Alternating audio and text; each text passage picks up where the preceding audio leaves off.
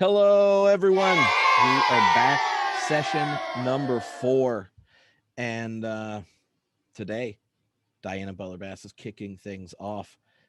This is our turn towards more constructive, thoughtful, reflective, positive responses. And are you ready? Are you ready, Diana? I'm ready. All right. So everyone, you can buckle your theological safety belt because that's what she's going to kick off with. I am very excited about this because I want to share for about 15 or 20 minutes about developments in spirituality and theology in Christianity post 9/11. And I'm going to do a little bit of review at the beginning to sort of set up why I've come to these sort of conclusions that I've come to as I've looked out over the field of spirituality and theology and what I see. So to begin with, one of the things I think has crystallized in my mind since we started this conversation, since we started this course, is that I think that we live in an age of rupture. And historians are always trying to say, oh, the Gilded Age or the Age of Anxiety or what have you. But I really am beginning to suspect that from 1945 onward, we've lived through what I consider to be 3 great ruptures in global culture. And that is 1945, we get the dropping of the atomic bomb. And as was stated in some of the earlier lectures, the nuclear bomb really ends functionally the culture of safety that was part of modernity, that you could be safe from disease, you could be safe in your own sort of environment, that we could create a safer world. And I think that it was in 1945 that we actually began to switch toward a culture of security. And the first sort of outing in a culture of security is the idea that if we create these global alliances, that it will at least make some places secure from the possibility of destruction. So on one hand, we have mutual assured destruction because of all of the people who are getting nuclear bombs. But on the other part, the sort of the flip side of that is sort of mutually assured survival. And mutually assured survival was that if you created these global alliances, that at least some of the planet might survive by trying to contain the sort of worst actors on the globe. And so you had these economic, military, and political alliances that for about 60 years held more or less firm in creating at least enough security that the human race could continue to do the things that the human race does, have kids, have jobs, live relatively happy lives. Now, that is what ends, I think, functionally on 2001. And why I think it ends on 2001 is that the global alliance sort of village did initially rally to 2001. You know, if you happen to be in Europe on September 12th, you know what happened is there was this, you know, silence over Europe for what was it, a minute or 3 minutes after 9/11 happened. And that was the first time that NATO ever invoked the clause of of mutual defense, was after 9/11. And President Bush at that time tried to create and did create an alliance of people to go into the Middle East and to fight global terrorism. And he drew off of the old alliances of NATO, of Western European affinities, et cetera, et cetera. But what happened in the sands of Iraq and Afghanistan was that it didn't work. And it didn't work because the threat couldn't really be contained. It wasn't a threat like the Russians. It wasn't a threat like this nuclearized China or what have you, but it was 11 guys in airplanes all of a sudden could create global havoc. And so the threat became less like mutually assured destruction. It was just like random, unexpected destruction. And how do you create a global alliance against random, unexpected destruction, especially when you literally have no idea where it's coming from? And so, of course, Iraq and Afghanistan fail because this these random actors don't have global headquarters in Kabul, or they don't have global headquarters in Baghdad. Instead, they just sort of go wherever they want to go, and they act according to whatever plan sort of they hatch in whatever way. And there will be geographies where these kind of random actors might gather, but then they sort of go to the winds when they're under threat. And so the whole idea of mutual assured destruction and mutual assured security in any kind of global alliance fashion just failed. And what began to happen as a result of that failure, and I think this speaks a lot as to why so many people in the military who participated in Afghanistan or Iraq eventually become white nationalists or become involved in MAGA movements and sort of neo-fascist movements in the United States, is that those soldiers were the first people to see the failure of the global alliance system. They knew that it couldn't work.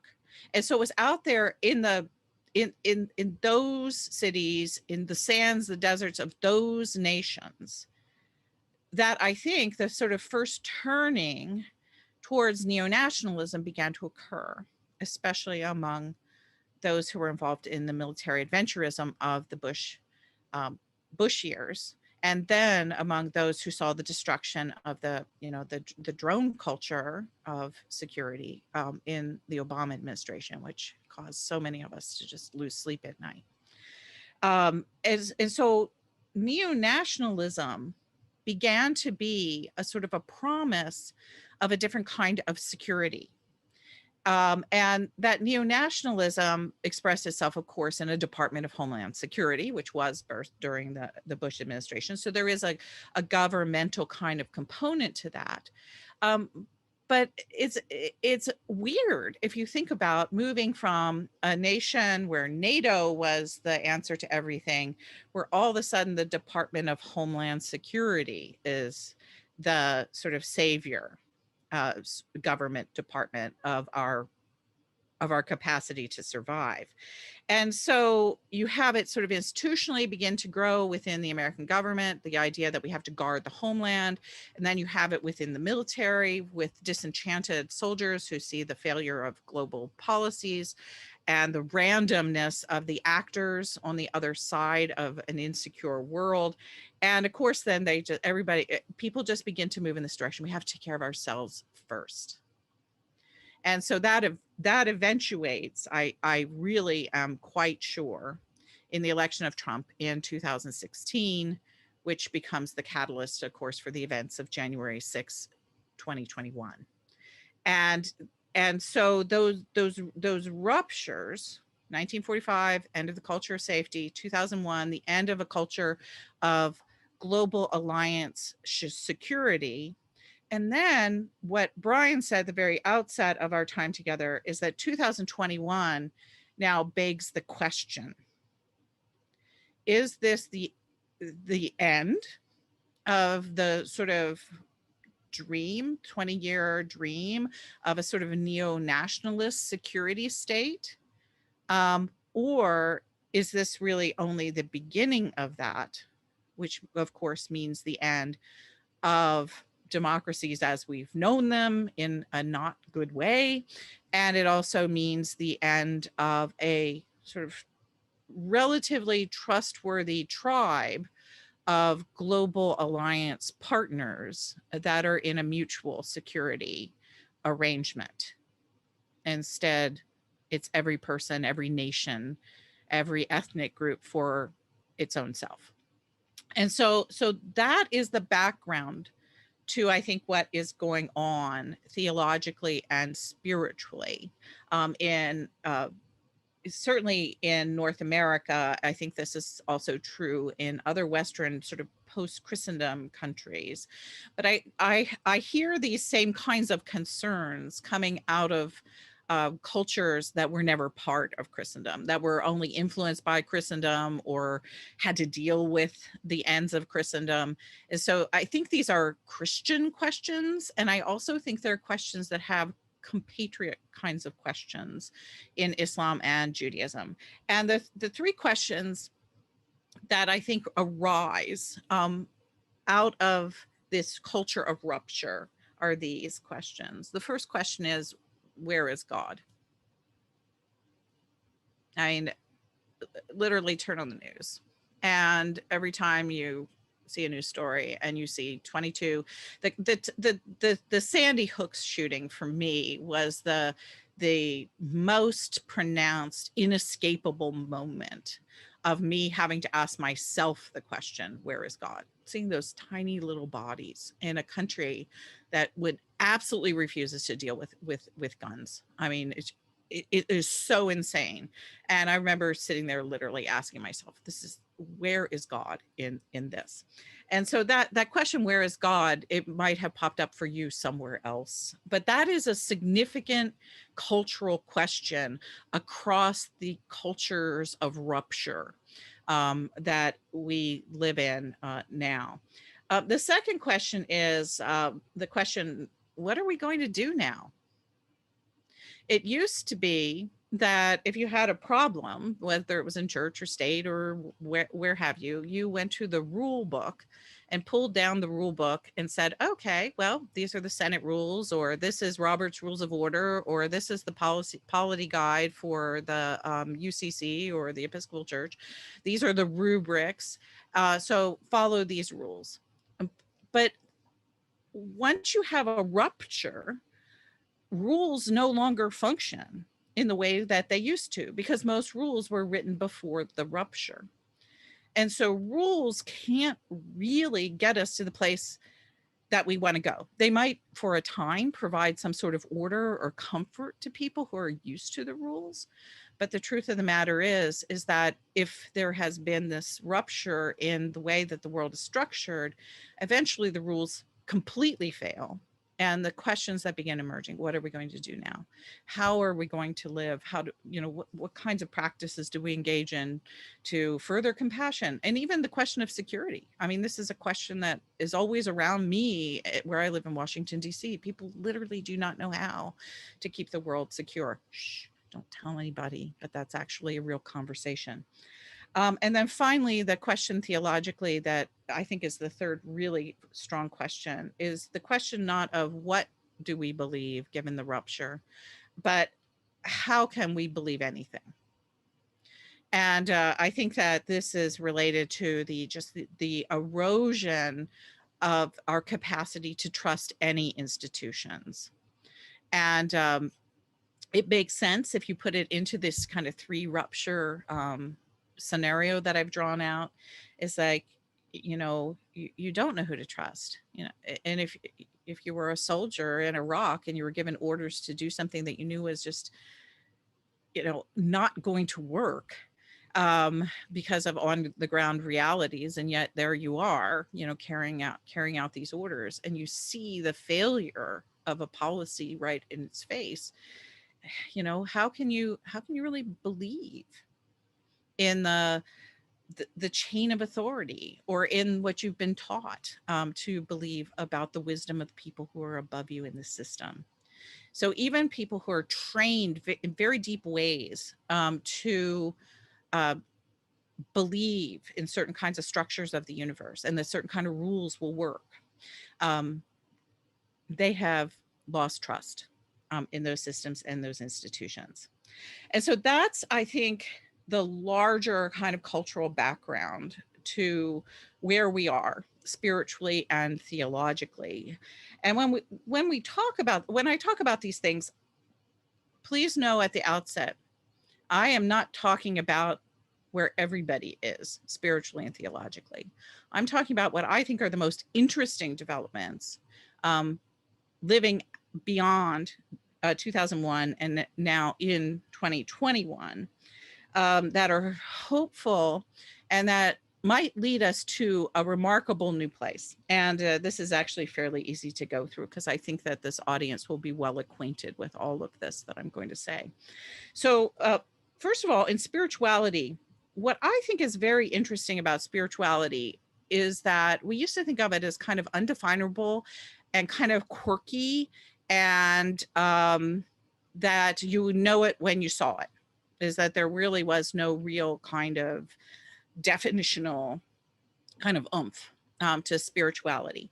But I do sense that since 2001, maybe we're talking here from the 1990s, that spirituality has taken a far more reflective turn. That is, people just don't live their spirituality, but they're actually taking time to think about it. And so there is developing the capacity in a very democratic sense, I think, among many people who understand themselves to be spiritual, to reflect on their patterns of connecting with the divine. And so spirituality is much more thoughtful, I think, than it used to be. And that it, because of that thoughtfulness, that there are actually sort of definitional outlines that are emerging around spirituality, related to the lived experience of the people of faith. And so there are sort of four markers of this turn that I think are prominent at this moment. And the first thing is that spirituality much more easily understands itself as being mystical than previously. And that is, there is a way in which spirituality is a connection with something that is a little bit beyond what we understand to be sort of the regular patterns of the universe. And people talk about mysticism in regular conversation in ways that they did not talk about mysticism even 30 or 40 years ago. And so if someone says, oh, that person's very mystical now, in some circles that's an insult, but in many circles it's not an insult.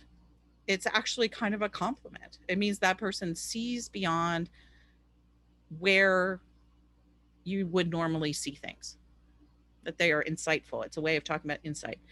And that kind of mysticism, that capacity to see right beyond what is sort of obvious, or what is within a traditional field of view, is now also understood to be cultivated by practice.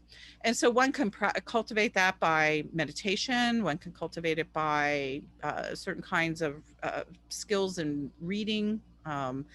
If you read spiritually, called Lectio Divina in Christian circles, you sort of read between the lines, or you read more deeply into the words. Yoga practice, contemplative prayer, you name it, there's just a host of that stuff. So that's the first thing. Mystical is not a bad word anymore, and that mysticism can be practiced, which means it's embodied. So it doesn't just float, but it can actually be observed. Second, there is within spirituality a turn towards narrative. Spirituality has always loved narrative. Um, the kinds of ways that women were allowed to write through most of church history were in the forms of memoir, at least since the High Middle Ages. And that meant that spiritual experience in that form of memoir was always a bit more democratized and less patriarchal than other forms of theological writing. And so now, memoir is one of the major forms of doing spiritual work. And the writing of one's spiritual story is a highly democratized practice. And I like to think that I help participate in making it so. I'm always encouraging and teaching people more and more about how to write well about spirituality. And I'm not the only person who's doing this. And the list of these writers is extraordinary, and write some of the best books in religion right now. Third, spirituality has clearly taken a turn towards not the afterlife, but this life. That is the mysticism that is more present in our culture is not really a mysticism of understanding what it's going to be like when you finally see Jesus face to face after you die, or what your mansion in heaven is going to look like. Instead, the mysticism that we have is much more likely to be practiced in gardens, on seasides, on mountain, on hikes and mountains, sitting with groups of friends in pubs, etc. So it's very creation, it's very earth-centered, it's very this life focused. And fourth, and I know that Brian has written well on this, is that the post 9/11 spirituality certainly has taken an incredible turn towards being self-consciously interreligious. There always have been streams of this, especially since the 1960s in the West, where people in the West were picking up more Eastern styles of religion. But now, sort of the interreligious imperative is become, I think, much more aware of the distinctivenesses of each one of these traditions. It's less about sort of it becoming like, it's less about appropriation, and it's more about conversation across difference and how we can really truly learn from one another, and the places where we can practice alongside of each other in meaningful and rich ways, and at least have some currency of understanding between traditions. So it isn't like, all pathways to God are the same, but it's like all pathways to this sort of inner experience of God may be parallel pathways. They're not the exact pathway, but they're pathways that run very close next to one another. And in that sense, that interreligious spiritual impulse has led to ecumenical endeavors, I think, in social justice, which is a very profound way that spirituality is practiced now in the streets, sharing a passion for justice and the earth with people of difference, and that is spiritual activity, not just activity to change policy, and it crosses many boundaries. So that is the spirituality piece. And this is where I kind of blew my own mind when I was thinking through this today. And it is very hard to understand how deeply theology has changed in the last 20 to 30 years. Except the only way I can think to explain it is that while spirituality was taking a reflective and narrative turn, theology was taking an experiential and sort of embodied turn. And so theology, pardon me, John Milbank, before everybody else was on, we were having a conversation about how John Milbank would hate this. Theology, I think, at its best right now, post 9/11, has become highly interdisciplinary. It is very difficult to recognize something that is just called theology without any reference to this, to science, the social sciences, or the humanities. Is that really great theology has been inspired by, picks up, and does a sort of a bricolage, really, with other dimensions of human knowing that is quite productive, incredibly innovative, and I'm very excited by it, because there's the old theology as the queen of sciences, although there are some people who still would like to hold on to that, is really quickly dropping away in practice. And instead, theology is becoming a kind of an integrative way of conversation between what used to be disparate forms of knowing in modernism. And that is an incredible kind of connective gift that theology can offer the world in the 21st century, and I think it's already beginning to do that, and there are people who are very skilled at it. Second, the textual revolution of the 20th century that really began after World War II with Nag Hammadi and the Dead Sea Scrolls, that is becoming a much more powerful part of theology. It used to be just kind of the arcane work of people who studied Coptic in universities and who had big budgets, who could go and visit libraries where these texts were scattered all over the world. But in the last 12 years, this has largely happened post 9/11, almost all of the most ancient texts that we have in Christianity and Judaism have been digitized. And that means that literally any person in the world with any skill and any interest can go into most of these digital libraries. And if you know these languages, or if you want to learn these languages, you yourself can find things in these texts that were elusive to scholars for the last 2,000 years. And a really great example of this is my friend Libby Schrader, who is a PhD student at Duke University. And she just was a MDiv student at General Theological Seminary in New York City, and had early access to digital libraries. And she was interested in Mary Magdalene in the Gospel of John.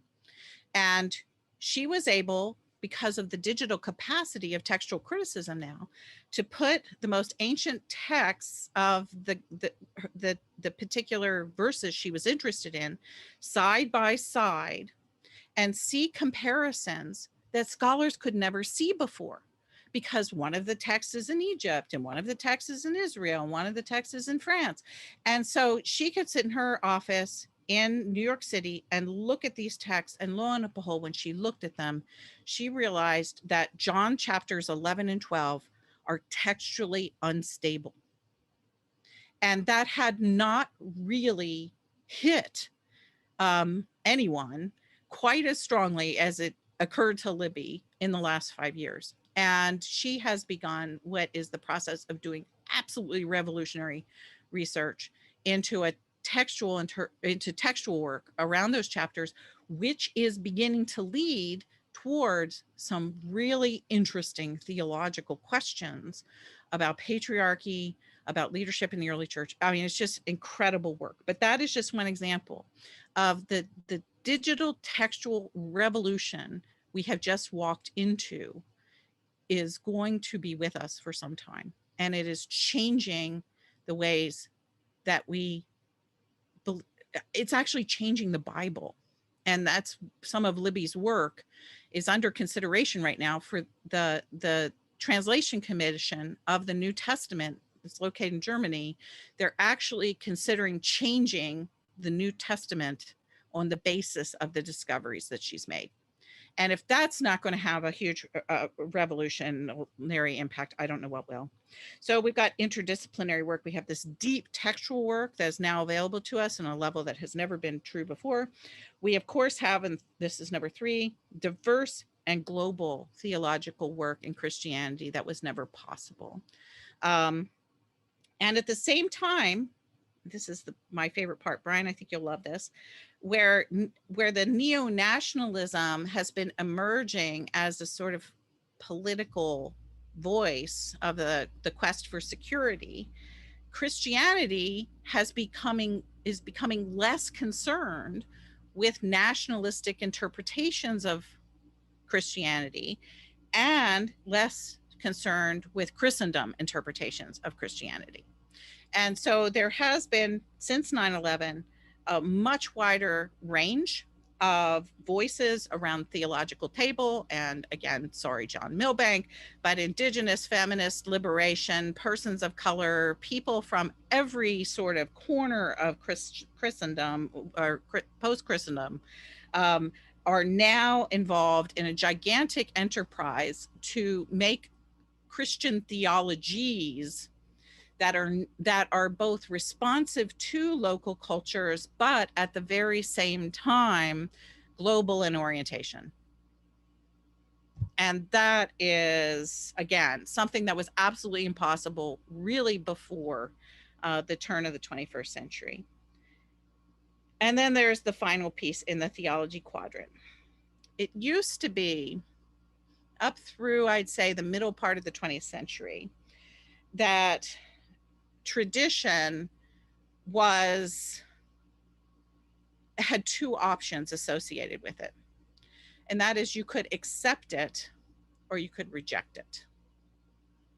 And that tradition, of course, is something Christians always have to work with. You have to work with the centuries of stuff that have gone before, the long conversation, the long argument over time. And so we had this sort of polarized Christian theology. And if you accepted it, you were considered to be among the Orthodox. And if you rejected it, you were considered to be among the heterodox or the heretics. And so that was how things sorted out.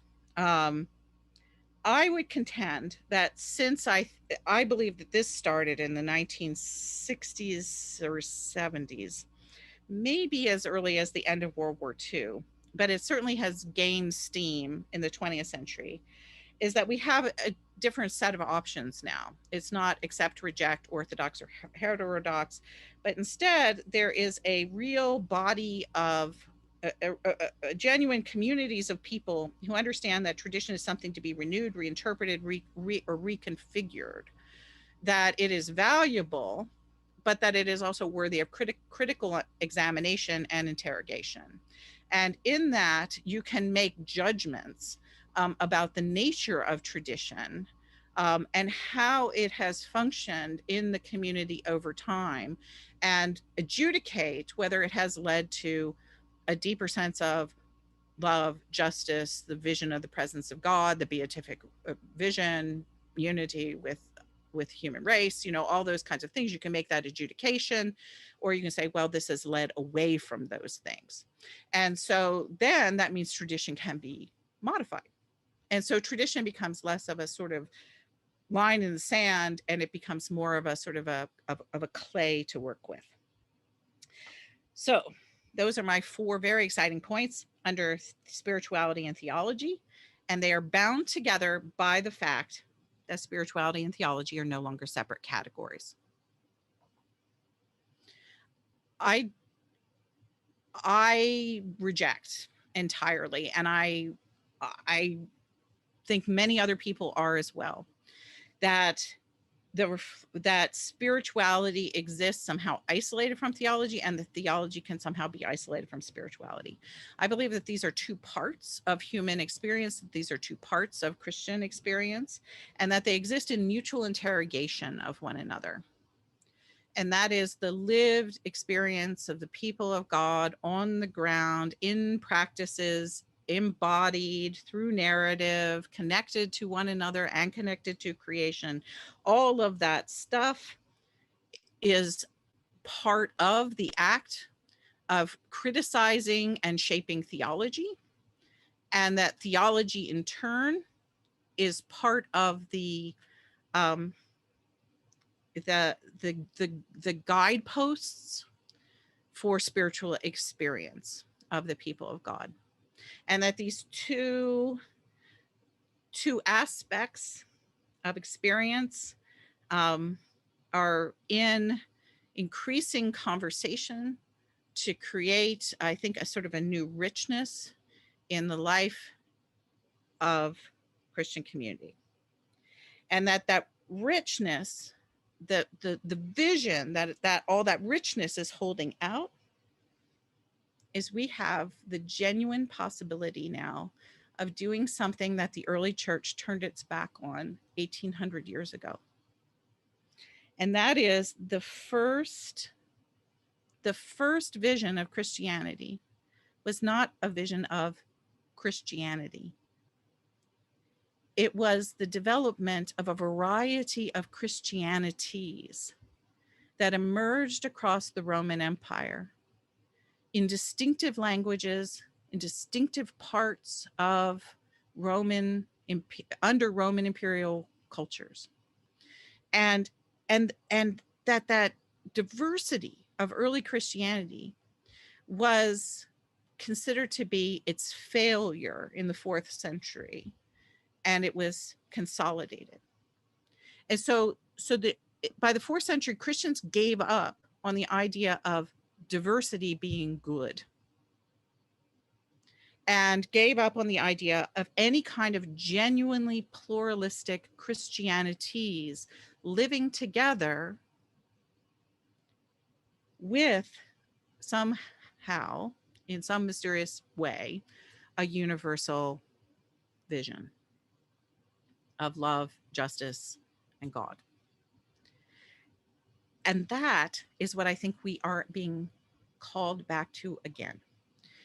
In the years post 9/11, in this new sort of mutual interrogation of theology and spirituality, we are being given a second chance, a second shot at the idea of a pluralistic Christianity for real. And yet one that is still sets a global table.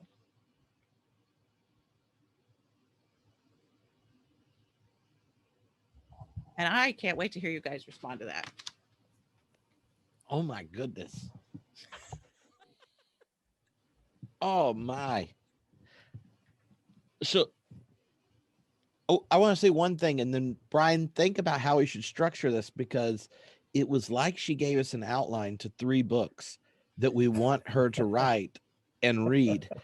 And I think all 3 sections could have detours, but because in case I forget, just wanted to know, like, the whole reason I started Homebrewed Christianity is not because I wanted everyone to be process theologians, even though I do, but because we've been handing out like Pabst Blue Ribbon Christianity in America for a long time. And if people, because it won a blue ribbon, maybe at some point in history, it still tastes like chilled piss. And the only way it works is if you drink large amounts of it in patriarchal, hierarchical institution with Greek letterings on the top while you're in university.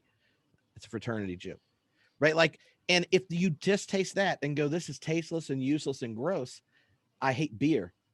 Like, That's right. I think at what you're saying now is an invitation to go, think we are getting to hear more voices in the church. We're getting to hear more parts of the church. We're even getting access to parts of the church we've silenced, right? Given the example of the textual criticism, your work in church history, hearing voices that have been silenced in the way we tell our stories. We're hearing more people in our congregation's voices, the underside of, like, we have a chance now. Like, it's why I like the image of homebrewed Christianity and why I try to interview people that are bringing the best nerdy things from all over, is because, like, the story of Jesus takes the voice of each person that calls Jesus Lord, and where they did it, how they do it, and what that looks like can be beautiful things. And if 9/11 to 1/6 doesn't make us say the overwhelming bulk of Christianity has been trying to pass off light, tasteless beer as like the only option, that like that's like the best reason to ditch it. And I love that it was just such a beautiful invitation, and it connected to like my deepest, like, I want there to be a rich like ecosystem of beautiful expressions of all parts of the church historic and the church emerging and the church on the horizon. And like, I think what the way you set things up so beautiful. And but you also gave outlines of 3 books. So Brian, like, how how would you even structure this conversation to not last 4 hours? Because I have as much notes there as like the first 3 sessions. Well, I hope you aren't expecting me to have an answer to that because I'm Oh, just saying the same thing. Part of me wants to say, let's take 10 minutes for contemplative silence and just let that settle in because there's an awful lot going on there. But, it's interesting. The three of us, I know, sincerely share this belief, but I don't think I've put it into words nearly as clearly as you just did, Diana. Like 20 years ago, a whole lot of us thought that Christianity in its current forms was salvageable. And it had the inner power of self-renewal within its institutional expressions that could get us out of the mess we were in. And I don't know too many people who have that sense anymore. I know a lot of people who are acting like they have that sense, but it's part of what's draining them of energy because they don't think it's really true.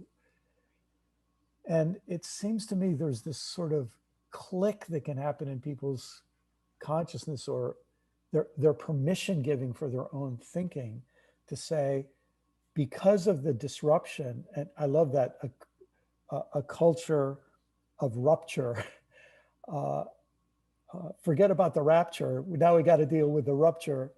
A culture of rupture of these last 20 years now puts us to say, not how do we keep the Christian tradition going, but how do we draw from the ruins and rubble and wreckage of the Christian tradition and find the treasures in it, and then, in a sense, do the deeper kind of tradition work, which is to say, we mentioned in an earlier episode, uh, Augustine. I think Tripp brought this up. Augustine, in the early decay of the Roman Empire, how do we show the same courage and creativity and resilience and so on in our moment as he showed in his moment? Or I think of, Thomas Aquinas, who sees that Christianity has been held hostage by Plato for most of its history. And some Muslim scholars have now circulated Aristotle, and he says, Aristotle could cure us of our Platonic overdose. And then we have to say, if Aristotle could do that in his day, in a sense, make a major reboot of the tradition, Right. with a new philosophical conversation partner, how do we do that in this moment? And if I'm just thinking, if the folks who are connected through Homebrew Christianity, plus all the folks who will be connected through the book you write about this, Diana. But in a certain sense, it's like we want to sort of do, you are now granted permission to Mhm. say that we're in a new day and let's get on with that creative work. I don't know. I don't know what else to say beyond that. Well, the thing that really struck me when I was putting just the notes for this together is we're already doing it. Yeah. I mean, that's the exciting thing. Yeah. It's like, yes, 20 years ago, lots of us thought that this could happen within institutions, and now most of us are just going, and I feel bad about that because I have so many friends who have given so much to these institutions and are depending upon these institutions for basic sort of life survival things like health insurance and their pension funds. And I don't want to see these institutions hurting any Right. more than they already have. But the truth of it is that we've lived in these ruptures, and that means things are changing, and that that it just can't work the way that it used to. Yeah. And so a lot of people have done, just on this simple everything that's behind, this is one page worth of notes for me. That's it. But behind this one page of notes is what the three of us know and what people are listening in know is so much work from thousands of people is represented here. So there is no Augustine. There is no Aquinas. That's the thinking of the people who, elected Donald Trump, is there has to be like a security savior. And so Donald Trump becomes that. And I think it was also you and I know for certain, and probably a little bit Tripp too, were guilty of this, is the Obama savior syndrome, in 2008, is that there could be a savior who would fix this stuff, who would be the one who would kind of crystallize it. And I think it's become, it's global, it's diverse, it's pluralistic, it can't be singular. Mm-hmm. And so we're actually living into the very thing that we're creating, and that's why it's confusing. Yes. But that's where your presentation really helps us, because I think it helps us get a little less confused in the situation. And the way I think I've tried to articulate this in my last couple of books is to say, not that I've given up on the institutions, but that it's movements that save institutions. And movements that spread across many, many institutions help destabilize the status quo. And movements only arise in conditions of rupture, because movements can only happen when elites lose their control over the status quo. And that rupture, that disruption is necessary for movements to happen that then can explore and have failures happening left and right, but through a million failures, you find a little breakthrough here or there.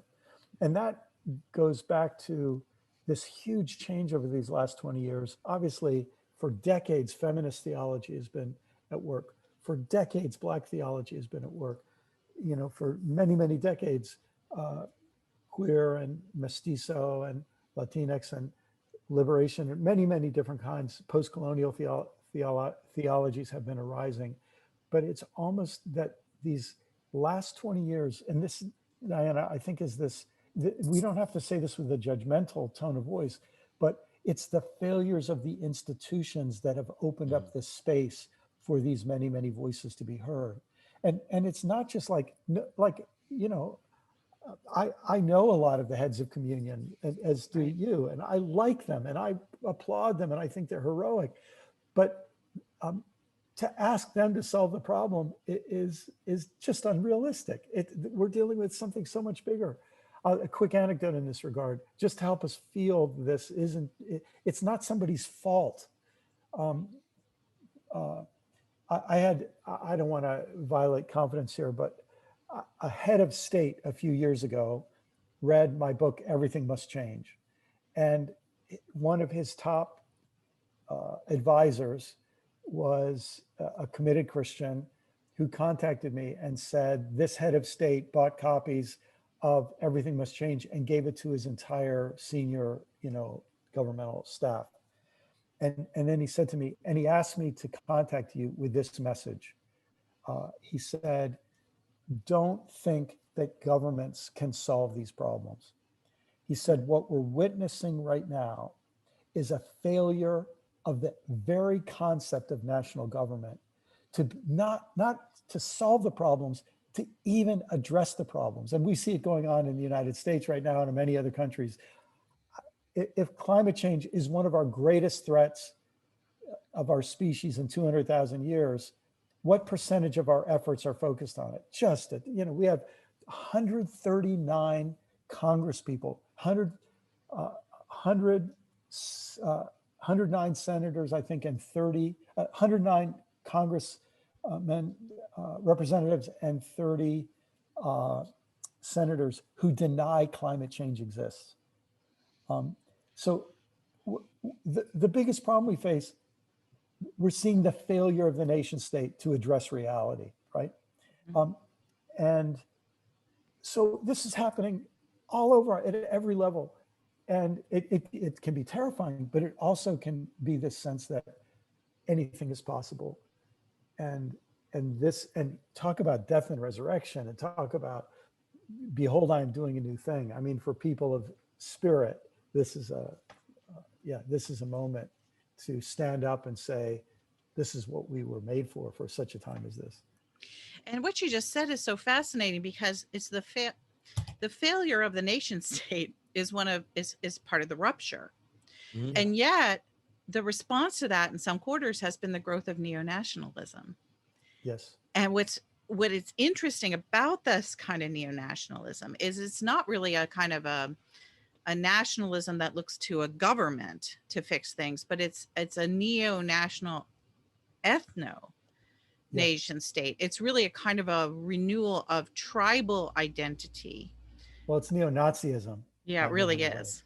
Yeah. It really is. And, you know, now a lot of people are saying it who are really, really credible people. I mean, there's always been credible people saying it, but lots of people who are inside Trump world are now saying it too. And so at the same time the nation state is failing, there's the people are saying, well, the solution is the nation state wasn't pure enough. Yes. And so what we really truly needed was this pure state. And that was the only way we're going to be secure, is if it's pure, if we all share the same values, and if we build the biggest walls. Mhm. And that's where we're going to find security. And what I find really interesting about or exciting about the summary of those ideas that I put together for us all today is that, you know, during this last 20 years, of course, Christianity has been declining, and it's been declining for what Tripp was saying, you know, as the people were taught that Christianity was this, you know, sort of piss, and they got used to drinking it. But what this is that this is actually part of the solution to the death of the nation state, is the embodiment of a kind of pluralism that calls on our deepest humanity, and both recognizes our uniqueness and the beautiful parallel paths that many of us have been on across the planet, while at the same time holding forth the possibility of a global vision. And so the kind of Christianity that has been developing, I think, on the sidelines and less noticed, and certainly called heresy and all sorts of things, for the last 20 years, is the very kind of Christianity that is needed for the antidote to neo-national ethnic security nightmare. Mhm. And we're well aware that there's a kind of Christianity that's going along with the neo-national ethnic state security nightmare, but there's also this one too. And literally what we've been doing is creating the alternative. I don't know where that entirely goes, but this is part of the answer. Yeah. I'd love to hear what you both think about this, because when we think of the different responses to an age of ruptures, like if I was adding one moment in that narrative, it's that after the bomb and post World War II, you have a kind of false stimulation of sustainability for global markets. And because of the destruction in World War II, that actually puts our dependence, our consumption patterns go up. More people enter the market. It gets used to multiple family members, right, being in the market for labor. You then create a lifestyle and expectations at the institutional levels for growth and dynamic stabilization. It has to grow in order for it to thrive.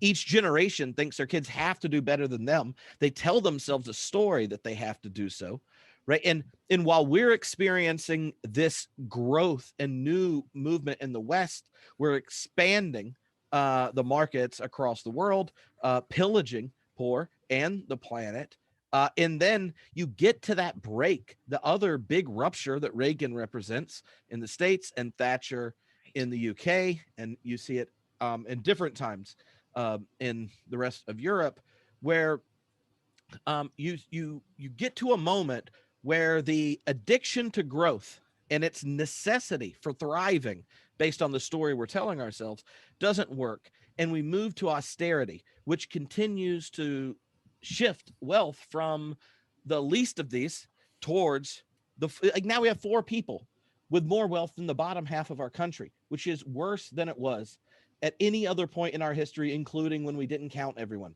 which is crazy. So It's also worse than it was in ancient Rome.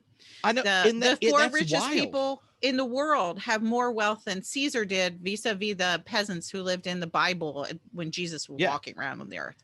And so I feel like that moment into the 70s, early 80s, where the nation state switched from primarily serving the nation that it's in to multinational companies. And Brian said this, and everything must change. And that's when half the emerging church movement was like, never mind. We like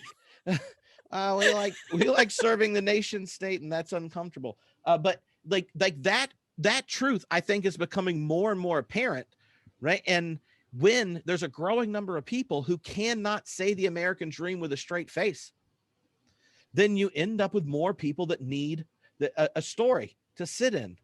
And I just think that if we don't notice the way that the failure of the state also corresponds with the hijacking of nation states by multinational companies, and that if in early Christendom, religion was at the top of a triangle, and our economy and our politics were subservient to the church, and then it shifts after the, like you mentioned earlier, Diana, after the 30 Years' War, that the state emerges. It's like, how do we get all these people to hang out so they don't kill each other? And then the state dominates and creates terms of the public square and democracy. And we kept trying to figure out how to do that better. And the state could regulate, redistribute, assert rights of people on the economy. And the church figured out how to make good citizens and good workers.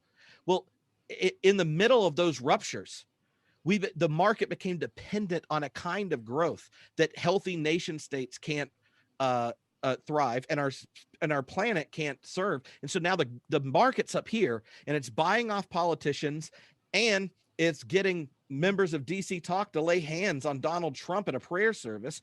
Like, and so the church and the nation state are now subservient to multinational companies.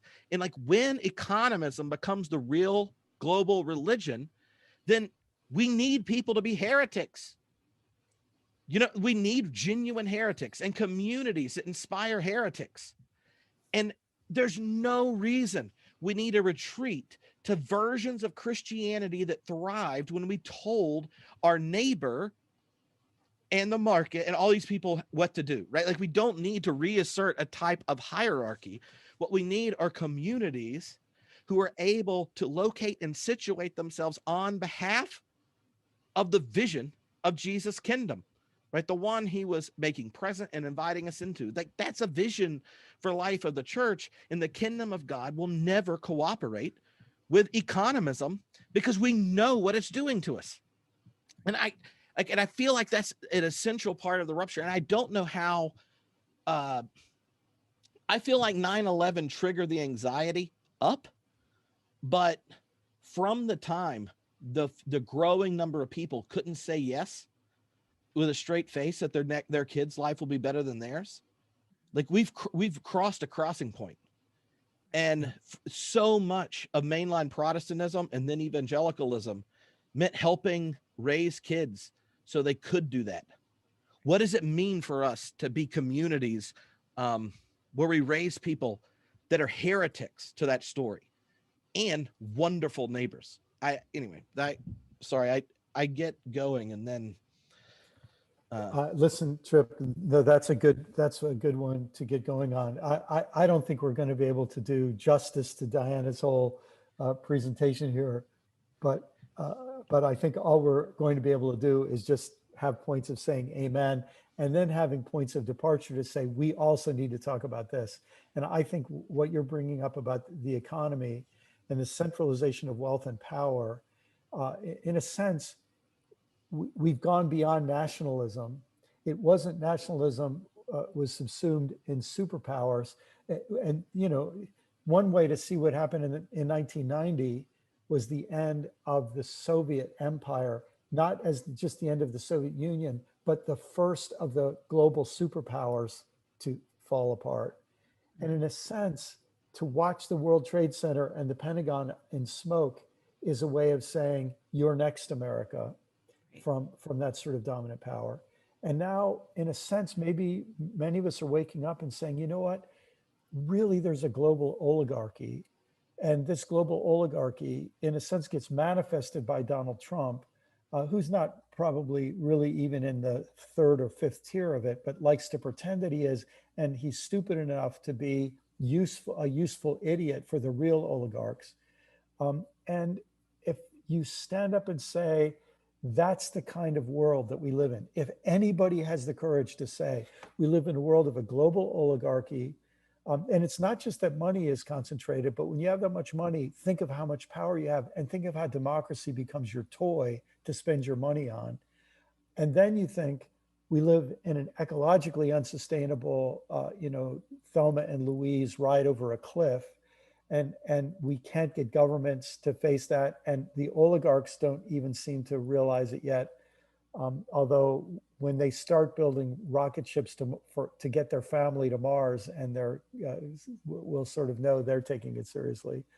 But when you see how much danger there is on those, and on other fronts as well, then you need a religion that helps you cope with reality. And in a sense, what we have is a religion that helps you retreat into nostalgia, or a religion that helps you retreat into make-believe or conspiracy theory or comforting sentiment, when now we need a bracing religion that helps us deal with those economic realities, ecological realities, racial realities, and so on. I really appreciate that, all that you're saying, Trip, about the economic situation. And I literally, when I was writing down notes, I thought about 1980 as another time of rupture with Reagan and Thatcher. And then I realized that basically what Reagan and Thatcher were trying to do, it was less of a rupture and more of a trying to fix it. Because I think that Reagan and Thatcher saw that the global alliances, it was Reagan and Thatcher were not nationalists in this way. They were really globalists. You know, they really believed in these global alliances. They believed in the special relationship. They believed in NATO. You know, they believed in all this stuff, and partly because they saw it work with taking down the Soviet Union and other things. But they also saw that there were problems, and that it couldn't be just about like mutually assured survival, but if you could create markets, mutually assured shopping is what it really became about, is how you were going to save the alliance, was not just by bombs or stopping bombs, but by putting people in shared markets and opening up markets to these corporations that would go past the lines of the nation state. And the thought was, and Thomas Friedman talks about this years later, is that people who are in the same supply chain won't kill one another.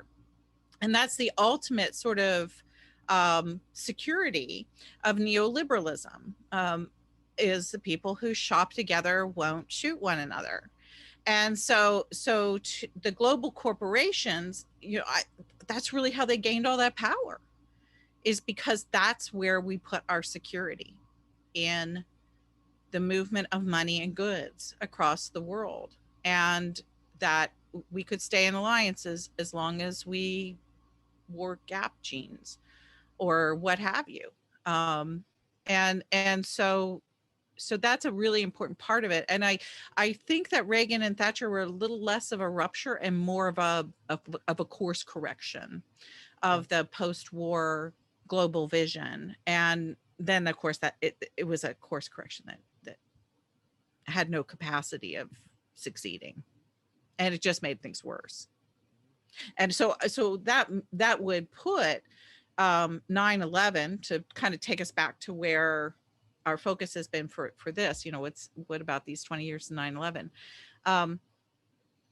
as a kind of revelatory moment where 9/11 sort of rips back the curtain on Reagan Thatcherism, and rips back the curtain on the post-war alliance.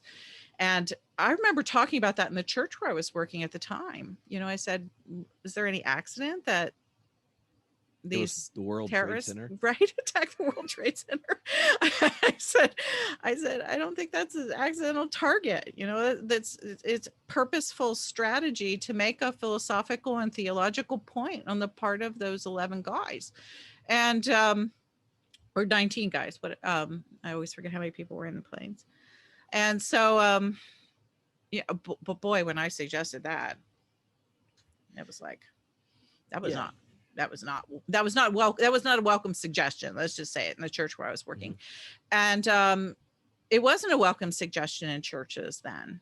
This was, these people are horrible and they hate Christians, and they want to destroy our way of life, and they're jealous of the American dream. So so 9/11 both fueled the mythology that we are talking about here, but if you could really kind of see, which there were a portion of people who could, it also kind of pulled back the curtain on the mythology. And but eventually that curtain, eventually everybody could see it. And I start out by talking about those soldiers in Iraq and Afghanistan, and how I think they really saw. I think the foot soldiers out there in the desert, I think they could really see just how utterly incompetent and stupid and false all of this was. And this is part of the reason why they can't adjust when they come back, and so what do? Is we put it on their shoulders. Oh, poor soldiers. Look at what they've been through. Well, what did we put them through for the sake of this myth that we've been trying to preserve for all this time? We destroyed 500,000 lives in Iraq and Afghanistan, but we also destroyed the lives and hope of a whole generation of young Americans who were in the military service, often very idealistic people, who join, and they know it's a lie.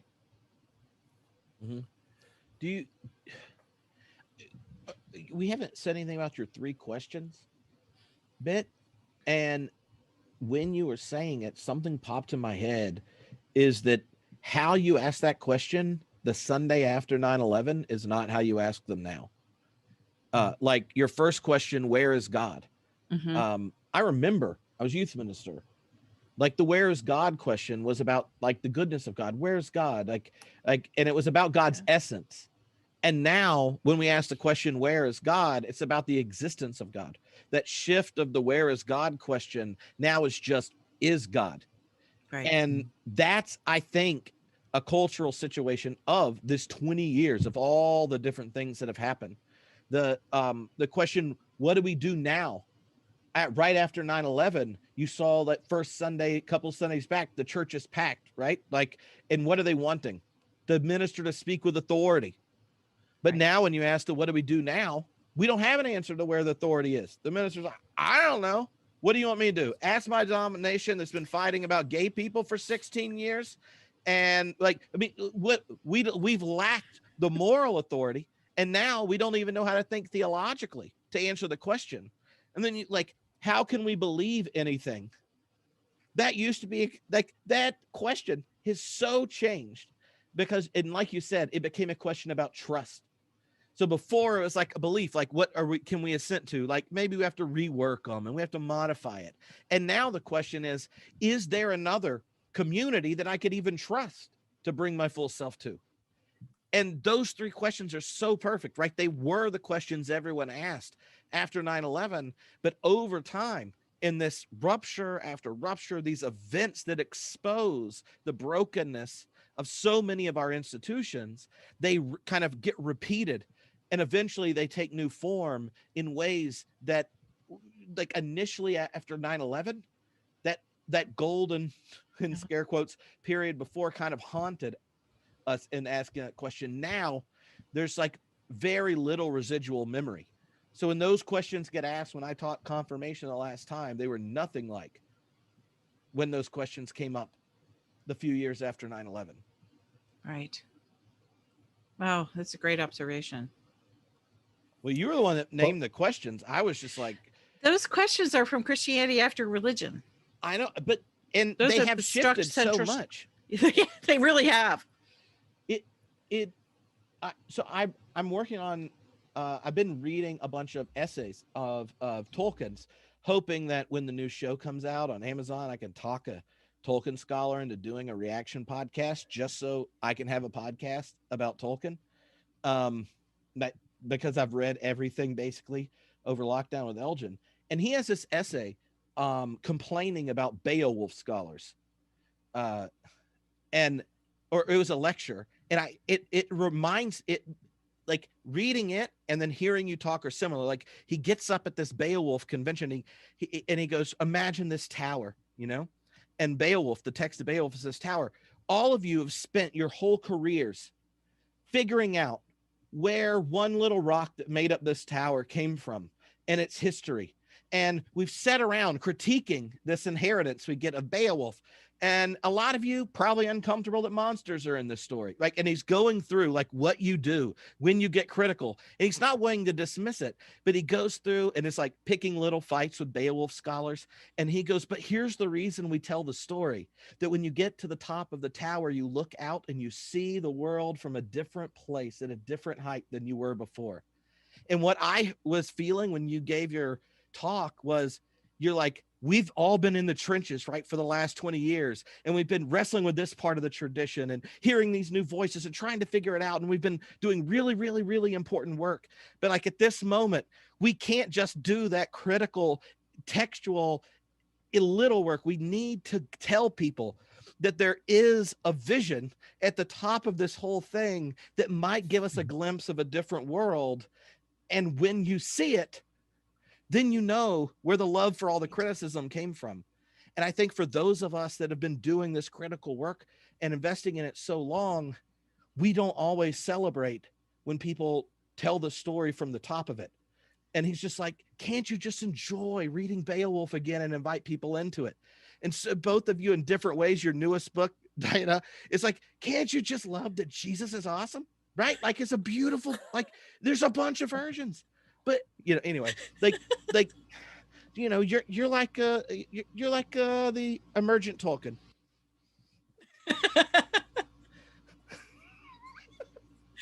I don't even know what to say about that, but I love it.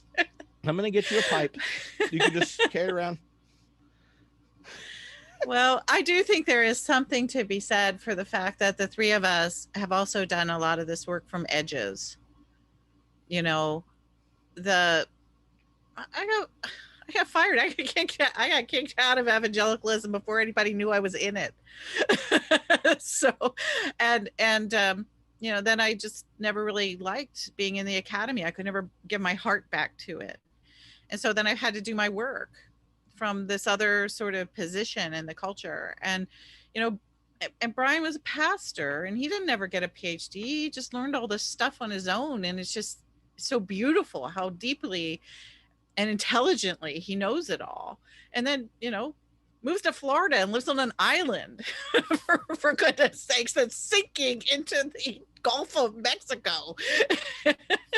And, I know, Trip, you're out there in Scotland and you're doing some of your best work in a basement, for God's sake, that actually looks like you live in a Tolkien village. Well, it's only 4.5 feet high, so we call this the Hobbit hole. So well deserved. And so I think that there is a way that all of us and others too. I mean, I could start naming all these different people who are sitting around this table. We're all exiles and heretics and edge sitters and people who have been building this sort of interesting kind of view from a tower. And it's only because we're all together that it's beginning to make sense. Mm-hmm. You know, and I'm just really grateful because this is Brian. I know Brian's working on a book, or is ending a book on why he's still a Christian. And like, well, this is why I'm still a Christian. It's because I believe in this vision, you know, the genuinely diverse and pluralistic, incredibly powerful, egalitarian, justice oriented, all that stuff that was the possibility of Christianity in its first centuries. And yet we turned our back on that. And I want to be back in that possibility. And I think we are. And this becomes the answer. This is this is countercultural Christianity to the nth degree. It is not. Well, you get it. You guys get it. I'm so grateful for you. Thank you, Diana. And you know, as we're wrapping up here, next week, Brian will be talking about religious pluralism and the things connected to that, which is a whole nother, you know, theme that you brought up that we didn't even get to talk to today. So a lot of the wisdom you shared will show up next week as well. So remember, everyone, you can respond to any email, send questions for the live Q&As. So until next time.